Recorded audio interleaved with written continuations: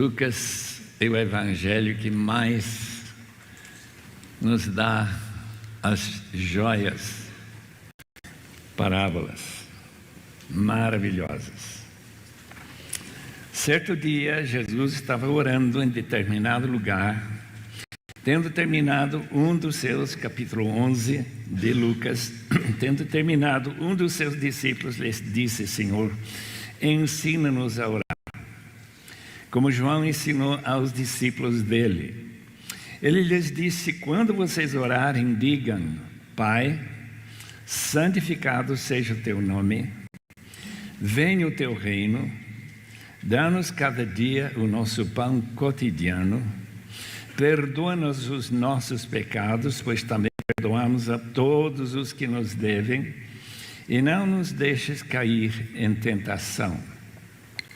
Então ele lhes disse: suponham que um de vocês tem um amigo e que recorra a ele à meia-noite e diga: amigo, empreste-me 3 pães, porque o amigo meu chegou de viagem e não tenho nada para lhe oferecer.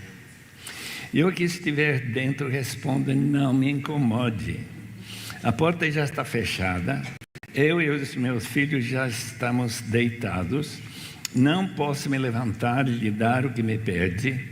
Eu lhes digo, embora ele não se levante para dar-lhe o pão por ser seu amigo, por causa da importunação se levantará e lhe dará tudo o que precisar. Por isso lhes digo: peçam e lhes será dado, busquem e encontrarão, batam e a porta lhes será aberta. Pois todo o que pede recebe, o que busca encontra, aquele que bate a porta será aberta. Qual pai entre vocês, se o filho lhe pedir um peixe, em lugar disso lhe dará uma cobra? Ou se pedir um ovo, lhe dará um escorpião? Se vocês, apesar de serem maus, sabem dar boas coisas aos seus filhos, quanto mais o Pai, que está nos céus, dará o Espírito Santo a quem lhe pedir. Gostaria de orar com os irmãos. O meu apelo é para que você bate, que você peça e que você fale realmente com Deus vivo.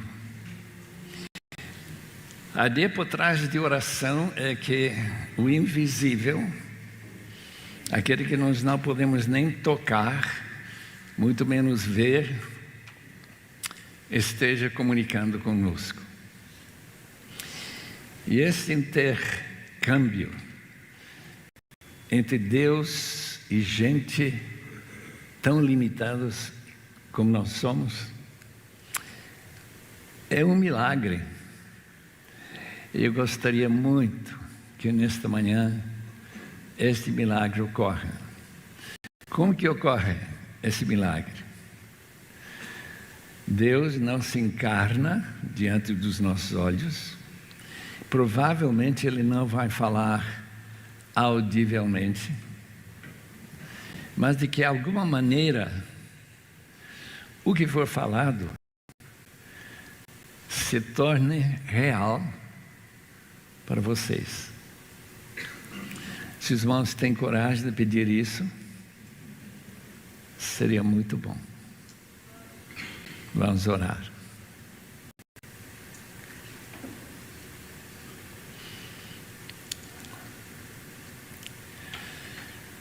A realidade de Deus não é duvidosa para nós.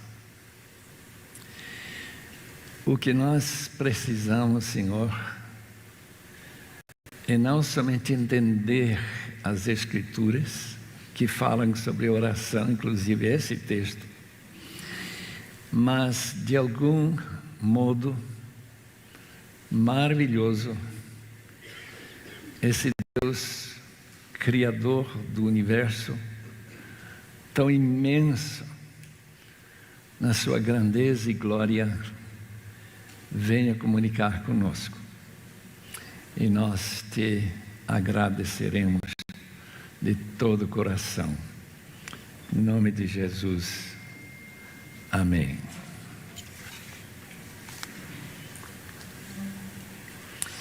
Jesus orando, sem precisar orar, era Deus. Mas, quando ele terminou, os discípulos queriam ser incluídos na sua capacidade de entrar em contato com Deus, Deus Pai. E, portanto, pediram que Jesus ensinasse eles a orar. Talvez com interesse que as orações deles sejam respondidas. Eu tenho uma grande admiração por um homem como George Muller. Ele dizia que ele teve milhares de respostas à oração. Eu não posso dizer isso. Mas nem George Muller sempre foi respondido, pelo menos durante sua vida. Ele orou para um amigo para que ele se converta há 60 anos. E só depois de morrer que ele se converteu, mas se converteu. Jesus respondeu a esse pedido para ensinar esses discípulos, os apóstolos, a orarem da seguinte maneira. Ele disse que eles deveriam chamar Deus de Pai, e não simplesmente de Deus Todo-Poderoso, Celestial, Criador dos céus e da terra. Esse relacionamento com Deus como Pai é fundamental para todos nós, se esperamos ser ouvidos, porque logo ele disse: qual é o pai que seu filho precisando de pão vai receber uma cobra, ou um ovo, ele vai receber um escorpião? Em outras palavras, este Deus é um pai que tem alegria em dar para nós aquilo que nós pedimos e que nós sentimos necessidade. Portanto, oração deve começar, segundo o ensinamento de Jesus, com esse título de Pai. Segundo lugar, a oração deve focar a santificação do nome de Deus. Nesse mundo tem muitos deuses, mas a confusão que ocorreu não muito tempo atrás, na escola onde eu estudei, uma escola evangélica, em que um dos professores confundiu o Deus muçulmano com o Deus Pai de nosso Senhor Jesus Cristo. Essa confusão foi justamente a falta de santificar o nome de Deus. Porque santificar um nome significa separar esse nome, elevar esse nome acima de qualquer outro Deus que por acaso possa ser mencionado em alguma oração e esperar uma resposta. Graças a Deus que nós podemos pedir que Deus santifique seu nome através de nossa oração. E esta oração tem alguns pedidos realmente interessantes. O primeiro pedido aqui nesta versão, não de Mateus, é que Deus mande ou traga seu reino para a terra. Todo mundo que trabalha no reino ou para o reino sabe que o reino já está aqui, mas esse pedido para que venha o reino, obviamente, é porque a gente está esperando algo mais. E na minha opinião, eu creio que Jesus tinha em mente a sua volta. Nós devemos pedir que a volta de Cristo se apresse. E esse apressamento, essa volta mais breve de Jesus depende de um elemento chamado missionário. Porque ele mesmo disse: esse evangelho do reino será pregado para todas as etnias. Falta ainda mais de 2.000 etnias que não tem nenhuma semblança do evangelho sendo pregado nelas. Portanto, quando este auditório e milhares de igrejas do Brasil se interessarem em missões, e quando ver um movimento como houve no fim do século XIX, quando 13 irmãos se juntaram, chamando John Mott e Roberto Spear e George Wisher, para levar todo mundo ao conhecimento de Cristo na sua geração. Eles conseguiram mais de 100.000 assinaturas com a promessa: eu vou para o campo missionário se Deus não me impedir. Venha o teu reino. Virá quando nós obedecermos de coração, de oração, que este evangelho do reino será pregado a todas as etnias, línguas, povos do mundo. Em seguida, dá-nos nosso pão cotidiano. Essa palavra cotidiano não é somente complicada em português, é muito complicada em grego também. É uma palavra que aparece pela primeira vez no Pai Nosso. E de fato, nós não sabemos o que significa. É muito parecido à palavra amanhã. Dá-nos o pão de amanhã hoje. Mas por que a gente vai querer o pão que amanhã estará quente, vai comer hoje? Porque é o pão que desceu do céu. Esse pão que João 6 fala tão claramente. Se nós não nos alimentarmos desse pão, nós não teremos vida em nós mesmos.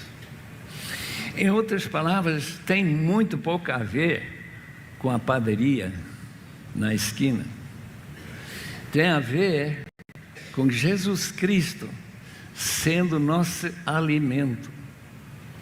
Eu quero ler um pouquinho de João 6 para os irmãos, em que Jesus trata deste pão cotidiano, se a interpretação estiver correta, claro.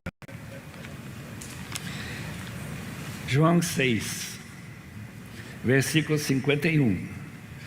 Eu sou o pão vivo que desceu do céu.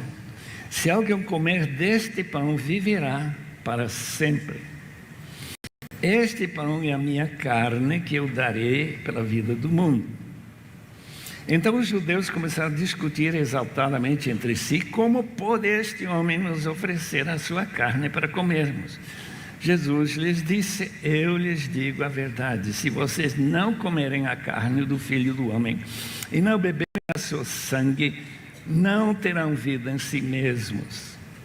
Todo aquele que come a minha carne, bebe meu sangue, tem a vida eterna. Eu ressuscitarei no último dia. A Igreja Católica tem entendido essas palavras literalmente, mas o próprio texto impede que nós entendamos desse jeito. Um pouco mais para frente, Jesus disse: a carne não vale nada. Não é a carne que vale, é a digestão, é internalização da própria pessoa de Cristo para dentro de nós. O que está sendo falado aqui e será falado muito mais claramente hoje com nosso palestrante, teólogo. Irmãos, nós entendemos que o envolvimento com Jesus é muito mais do que simplesmente mental. Tem que ser tão real como esse café de manhã que alguns de nós tomamos, eu tomei. Abençoado café, porque ela se transforma em vitalidade, em energia, em capacidade de usar o cérebro, de cumprir a vontade de Deus. É Jesus que, como pão da vida, comendo diariamente esse pão que voltará no sábado cristão e que voltará para estabelecer o seu reino e para nós reinarmos com Ele na terra, para que Ele venha e para que Ele supra até sua volta essa nutrição, essas vitaminas, essa energia para viver pelo Senhor e fazer a vontade dEle. Perdoa-nos os nossos pecados. A gente está muito feliz pelo fato de que, se Cristo voltar e a gente estiver pecando, Ele nos perdoaria mesmo sem ter pedido que Ele perdoe os pecados. Eu não sou dessa linha, que se eu estou pecando quando Jesus voltar, e quem não estará pecando, pelo menos por omissão, que Jesus vai deixar você aqui, Ele vai levar a igreja para estar com Ele. Não, essa não é a minha doutrina. Quer dizer, eu já estou perdoado, mas nós precisamos limpar nossa consciência de todos aqueles pecados que nós cometemos e que sabemos que criam uma divisão entre nós e esse pão verdadeiro que desceu do céu. Como é importante, amados irmãos, de pedir perdão, porque nesse reconhecimento, nesse arrependimento do pecado que nos aflige, nós estamos nos preparando para de fato parar de pecar, pelo menos desse modo. Pois também perdoamos a todos os que nos devem.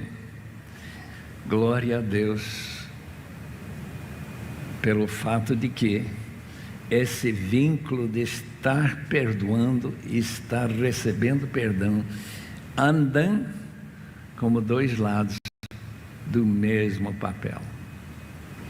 Ele nos perdoa e nós temos interesse e capacidade de perdoar aqueles que nos ofendem.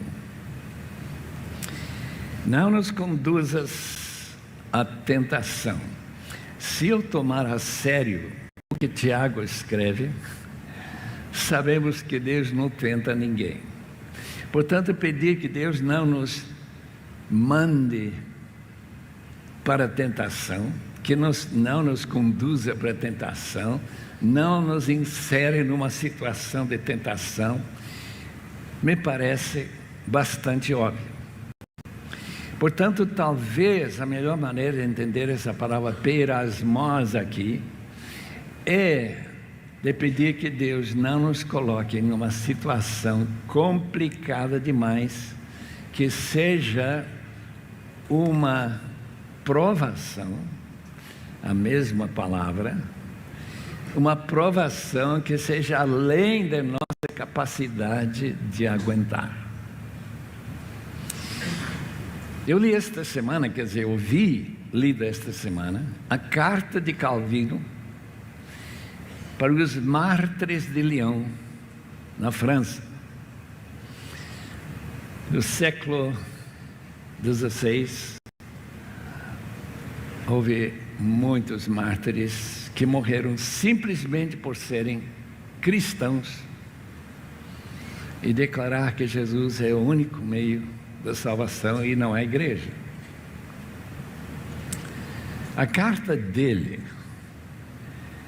foi uma carta tremendamente encorajadora. Esses pioneiros, homens como O Louis Bailey conta no seu livro Piedade, a prática da piedade, melhor, que diz de um pastor que estava sendo enforcado, subindo lá para essa plataforma, que tinha aquele portinho que vai se abrir e ele vai ficar pendurado no pescoço, e vai encontrar com o seu Senhor daqui a uns minutos. Declara que não sente mais emoção negativa, não foram palavras dele, do que muitas vezes subindo ao púlpito para pregar.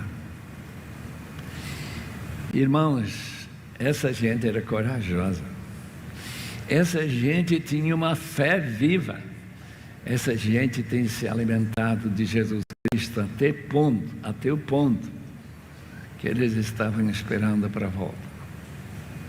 Mas agora a parábola é que segue imediatamente para ensinar-nos alguma coisa sobre este ensinamento sobre o chamado Pai Nosso.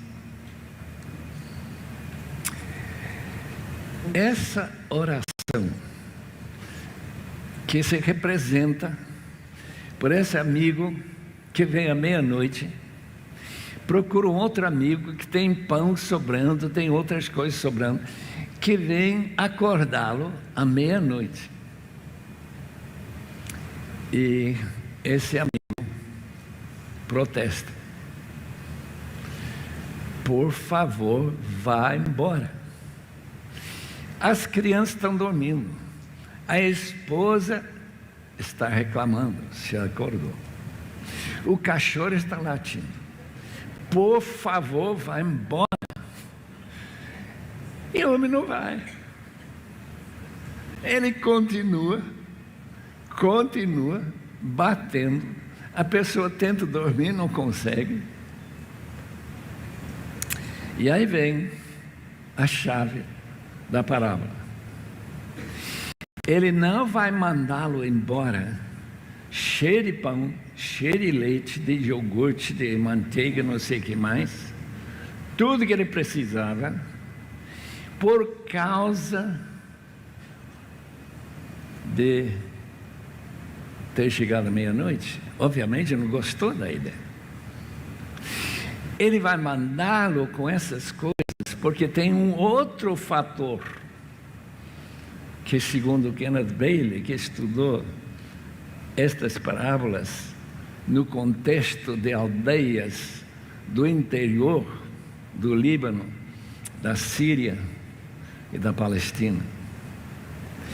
É por causa, essa palavra por acaso também é desconhecida, Naidia, não se sabe o que significa essa palavra, traduzida pelo contexto em importunação, isto é, insistência, finalmente lhe dá. O problema é que insistência não cai perfeitamente bem nesse contexto. Por quê? Porque não vai dar mais do que os 3 pães que eu para se livrar dele.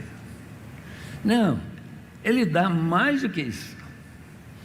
E a razão me parece ser justamente porque a aldeia vai saber no dia seguinte que uma das responsabilidades que toda aldeia tinha na época e ainda tem, muitas dessas aldeias primitivas que existem nesse Médio Oriente, que quando se comenta amigo chegando à noite e que é responsabilidade de toda a aldeia suprir sua necessidade de ter algo para comer, que vai se contar que este fulano, amigo daquele que pediu à meia-noite, foi muito bem atendido. Em vez de ele ser rejeitado, em vez de ele ser uma pessoa com quem ninguém vai falar mais, ele vai agora ser louvado, reconhecido, vai ser exaltado. Amados irmãos, nossas orações, segundo esta parábola, devem ser com insistência, sim, mas tem uma outra palavra que Kenneth Bailey vai mostrar que está envolvido também. É a palavra sem vergonha. Ele insiste sem vergonha.